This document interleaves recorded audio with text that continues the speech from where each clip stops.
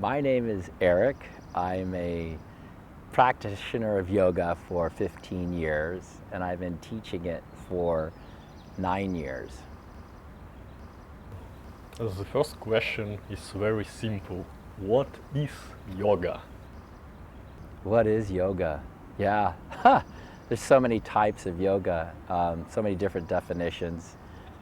For me, yoga is coming into a peaceful state in my body, feeling my heart, really connecting with people, understanding that it's not that important.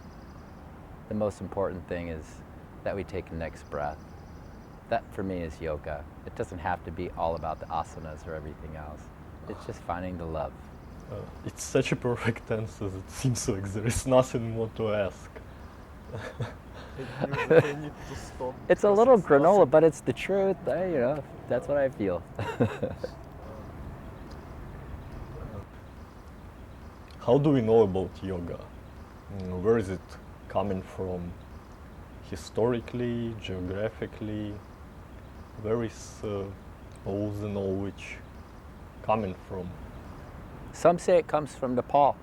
Some say it comes from Tibet. Some say it comes from India. I think it comes from the heart of all mankind. And it always will come from the heart of all mankind. Eric, straight to the essence of things in every question. The next question is why yoga became so popular in the last decade? It became actually quite popular at the turn of the century in America, 1900s. And there was some pretty risque stories about what happened and what I won't mention his name, yet it was really interesting what happened. And he's kind of the father of American yoga. And there's some controversy behind that. It's been, I think, a piece that's been missing in American culture, the ability to both be healthy, but be healthy for a better reason. Being healthy not only for your body, but just for your life, and trying to open doors for people, trying to be there for other people, to give seva. And I think yoga brings with it, especially Raja Yoga, the practices are all about getting out of your own way. And Americans have been getting in their own way for so long that it's been wonderful that it's gotten so popular here. And for other reasons too, for getting a tight butt and a little tiny waist, maybe that's for some people. But it goes so much further than that, and there's so much more beyond that in the practices of yoga. How did you start to practice? My mother brought me a Hatha yoga book. Loose. It was really cool. She brought that to me when I was a kid, at 14 years old. And I started looking at all these chakra pictures, and I thought they were beautiful. And I started studying the chakras and looking at that as a young kid. And then I became a classical ballet dancer. And through my study of classical ballet, I learned a lot of yoga, learned a lot of different things about yoga. But I didn't practice it as earnest as I did dance for the 20 years that I had my career. And yet I came to it right after I retired, and it's just been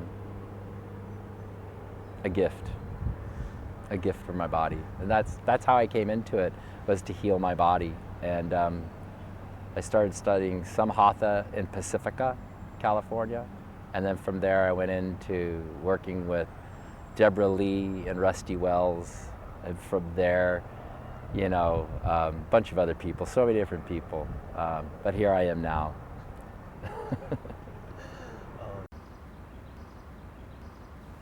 Eric, what change did yoga make in your life? Right. First and foremost, it's changed me to slow down and to find space to accept myself in this space for who I am for all of my faults, all my imperfections, and to get out of my own way and just observe myself and be here, you know, without expectation, without trying to hoard things or go for this or go for that. Just being here and making life and showing up for life and being led by life. There's these gifts in yoga called siddhis, and these gifts come to you. And it's really interesting when I live in intentionality, which yoga teaches me, to be intentional. Things just come, what I need comes to me. I mean, I do work, I do have a business, I do bust my butt for it. And yet I'm doing it with intention to help other people, to give other people opportunities. And then what I need just comes at the right time. So you found your magic. It is, yes, I guess you could call it that. And what is the biggest challenge for you as a yoga practitioner? At my age now, I'm 52 years old. I do feel the warrior in me is damaged in physical ways from dancing all these years. And I do have some issues in my hip right now, but I'm working through it. I'm sure I'll come out right on top and feel fine and be fine. I think the biggest issues with yoga is, for me personally, are the injuries. And that's about it, is, you know, overcoming those injuries. It's a physical practice, so I really have to learn how to back off with my older age.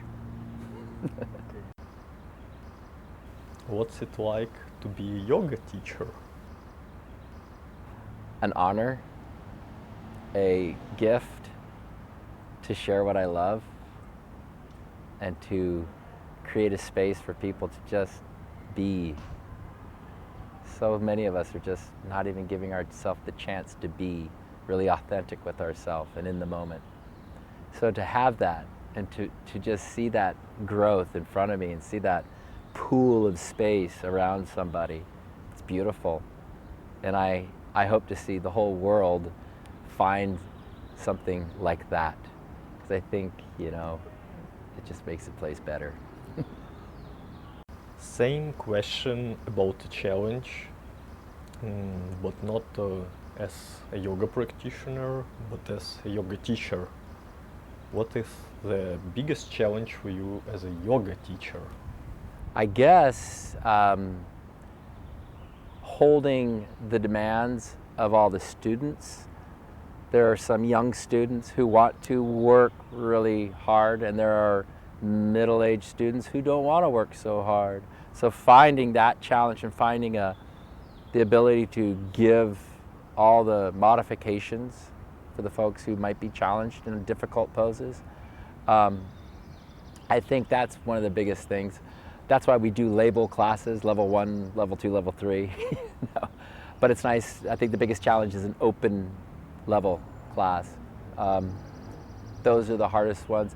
And yeah, you know, trying to, what's this saying? If you want to make God laugh, tell her your plans. And I really feel that when I go to prepare for a yoga class, I do it loosely, because I know it's going to change, you know. So that is a challenge as well. But I think those are really about it. I noticed it. Closing up, last two questions. Okay. Suppose I'm a person who has never tried yoga. Why should I try it? Yeah. I don't know. Some people I've met who have never taken yoga are more yogic than I am. You know, I try never to throw my belief onto somebody and force them that you need to do yoga, it's going to make you feel better. Sometimes that's just with other people who are really, really evolved. It doesn't matter. If somebody is challenged physically, yeah, I could tell them, yeah, this might help you. Somebody's having a hard time with their health, yeah, yoga probably might be able to shift their health. There's a myriad of reasons based on that individual, but I would never force it on anybody. I don't think everybody has to do yoga. it's a wonderful thing to do. But I do have folks who are. I have a very dear friend of mine who's super wise. He could use some physically, but he's super wise. He's more of a yogi than I am. He's just a beautiful human being. So maybe having those very intelligent people come in and do some yoga to raise the level of yoga. That would be a good reason. What is your favorite asana? My favorite asana, God, Pincha Mayurasana has always been my favorite. I just love that pose. Pincha Maya, yeah, the feathers of the peacock. And it's just fun. You know, I'm a performer, so I like doing that difficult pose. It's a fun one. I don't know how much longer I'll be able to do it, but it's really a blast, you know. That's it. Thank you, Eric. Thank you, Alex. Awesome.